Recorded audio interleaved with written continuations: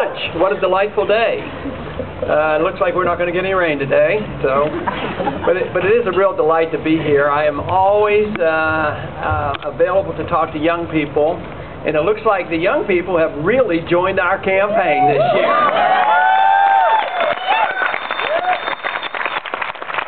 And if you're not young in age, I know you're young in spirit, because, you know, one thing that happens so often in the media these days is they look at me and they won't say it, but they say, you're 72 years old, and why do you have these young people flocking around your campaign? I say, young ideas, that's what makes the difference. And besides, the ideas of freedom are very popular. Everybody loves freedom. They come to it, and young people like it as well. Not only is freedom popular, I think freedom is very practical too, and it's very powerful. It's a message that has made America great, and it's a message that's carrying us in this campaign. And all of a sudden we realize that a lot of people have gained interest, and I think there's this thing out there called the internet that has helped us tremendously, in case anybody's ever looked at that. You know, but it has been a real delight. But there's no doubt that from the very first debate that there has been one subject that has been of special interest to so many people in this country, especially the young people, and that has to do with our foreign policy.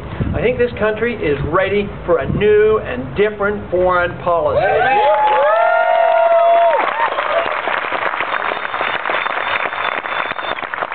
Of course, my foreign policy is not complex. It's rather simple. Mind our own business.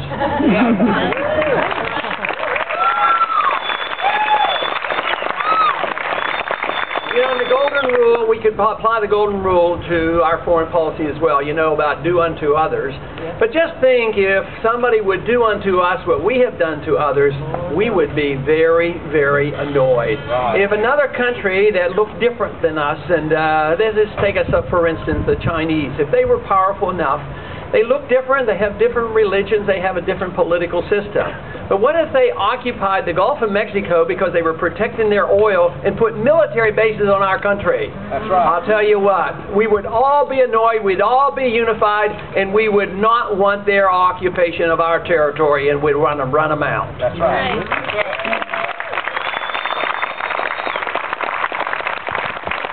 That's why it's not so hard to figure out why we have problems, because in the last 50 or 60 years, it's not this administration alone. It's been going on for a long time since we have accepted a foreign policy that has really gotten us into trouble.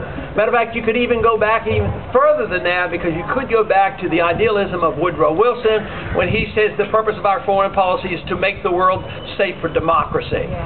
Now, it's a great incentive to spread our values. I have I'm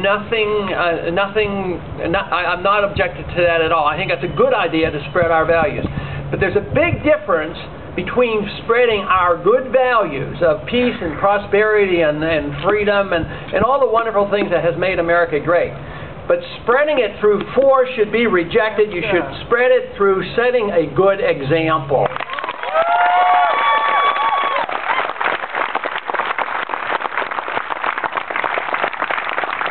It would not be too complex in what we would have to do to change things in the Middle East. And it would mean, though, that we would have to shift our goals.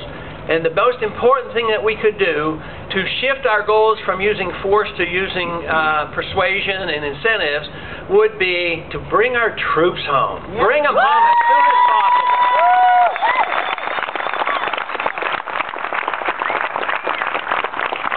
Of course, if your generation decides that this is a good idea, you would change our attitude to our policy to a non-interventionist foreign policy.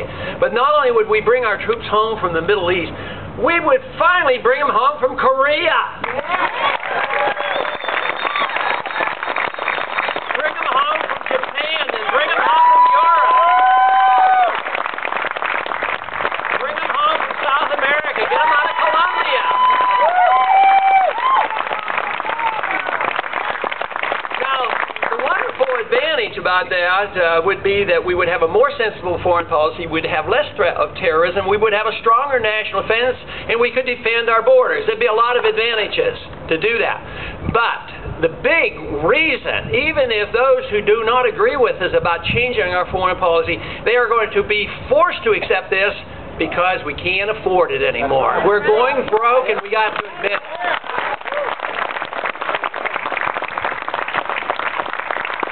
On this very day, if you look at the financial markets, you'll see a very interesting statistic, and that is the value of the dollar on the international exchange market, and it's not going up. When the value of the dollar goes down, or the value of any currency goes down, it is a bad omen for that particular country. It was a bad omen when that happened in the Roman Empire. It was bad in the Spanish Empire. It was bad in the British Empire. And it was bad in the Soviet Empire. The currency, when it's destroyed, the country is literally brought to its knees, and we better wake up to this fact.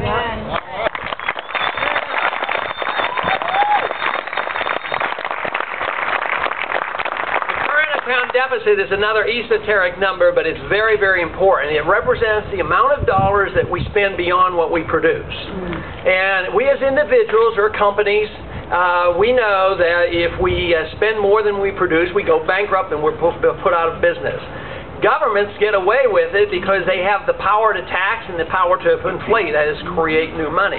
But today, our current account deficit is over $800 billion a day. That's how much foreigners have to loan to us just to maintain our status quo.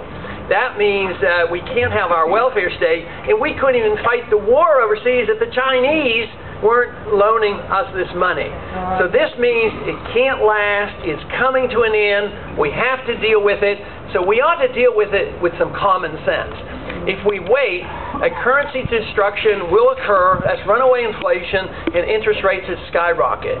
In the 1970s, we had to face the same issue to a large degree, but not nearly as bad as today, because in the 60s, we pretended as a country, and I was in the military at the time, I was in the service for 5 years, and they told us, guns and butters, it didn't matter, and we were fighting the Vietnam War, 60,000 men died, and it was an utter tragedy, but we paid for it in the 70s, the dollar was under attack, we ended up with interest rates of 21% and inflation rate at 15%, but because of a very serious recession that was as bad, it was the second worst to our whole depression of the 30s, that the dollar was rescued.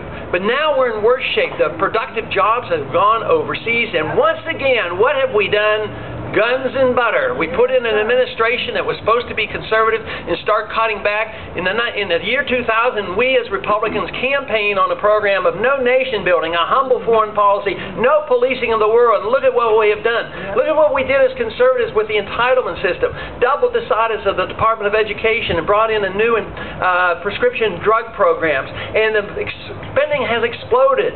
The national debt, yours, our national debt's going up at $500 billion per year. It is unsustainable, and now the price is being paid because the attack is on our dollar, and we have to do something. Now, I talk a lot about foreign policy, although the main issue that motivated me to go in and run for Congress the first time had to do with monetary policy. I got fascinated back in the 70s with the predictions that were coming. I'm a student of the Austrian School of Economics that believes in hard money. You know, if you believe in hard money, government can't print it. You believe in hard money, you don't believe in the Federal Reserve System, and we get rid of the Federal Reserve.